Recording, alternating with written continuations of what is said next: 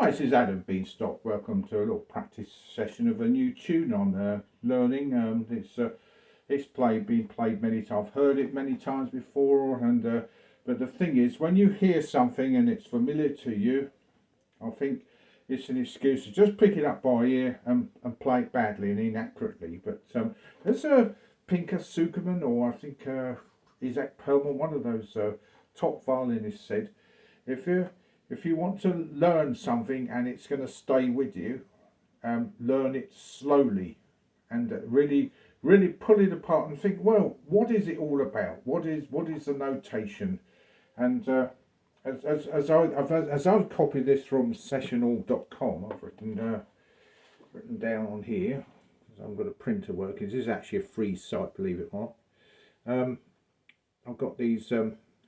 There's another tune I can't quite make out. There's I don't know if it's the same tune or variation on the tune, but start with the up bow. We'll set the metronome for 92. I've got this little fellow here. So 1, 2, 3, 4. 1, 2, 3, 4.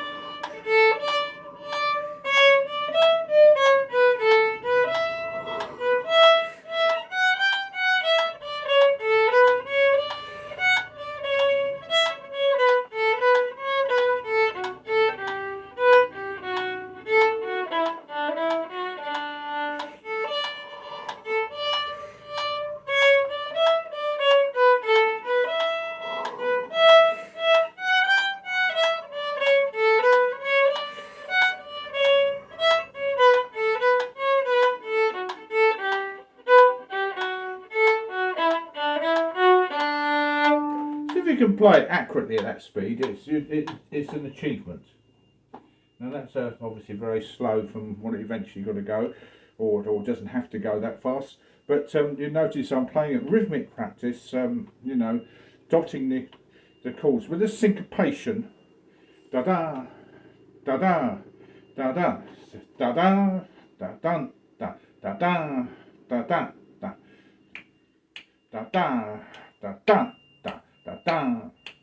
So you've got to feel that beat within that first phrase, whether you're not actually playing on the beat until the third beat. And then you've got a similar sort of patches in the part B, where you've got a more of a going up into third position. But the way they've written it here, it's actually confusing.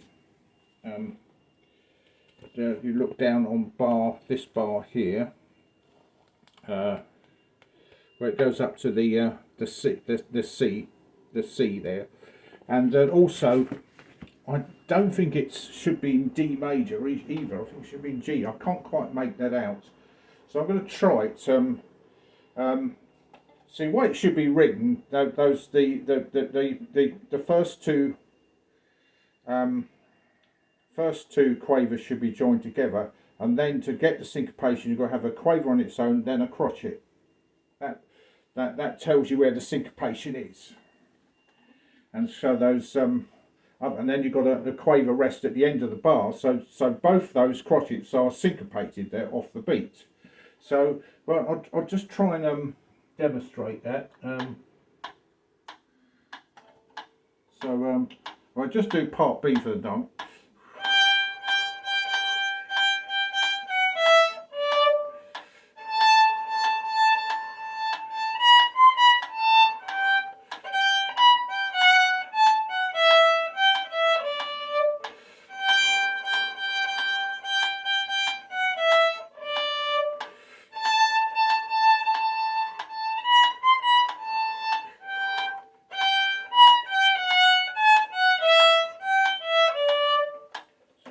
there we go. La la la la la la la la la dum. La la la la la la la la dum dum. And this dum dum. You get the beat there because the quaver, because it comes within the beat, and then I've got a strong beat. La la la la la la la la la dee. La la la la la la la la da dum dee dee dee dee dee dee dee dee dee dee, etc. So it's just getting that syncopation must feel natural, mustn't be enforced. And I forget what I was going to say now. It's like an unusual sort of attraction. It's a variation, whatever. But it's quite effective to do that. To actually feel it naturally. You get it a lot in Beethoven and classical music as well. This syncopation, and Mozart as well. His first movement of his D minor, the famous D minor piano concerto. It's the whole opening section on the orchestra,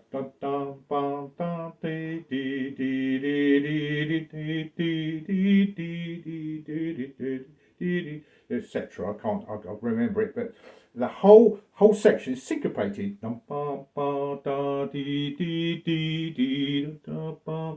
It's just getting. You got to have that quaver leading into the syncopation for the offbeat. So well, I'm going to go away and practice it. I don't know if anyone's got the sort of feedback of it, and I think just getting, because you got in the and you feel you got in the part B of the actual first tune, the Whiskey Before Breakfast.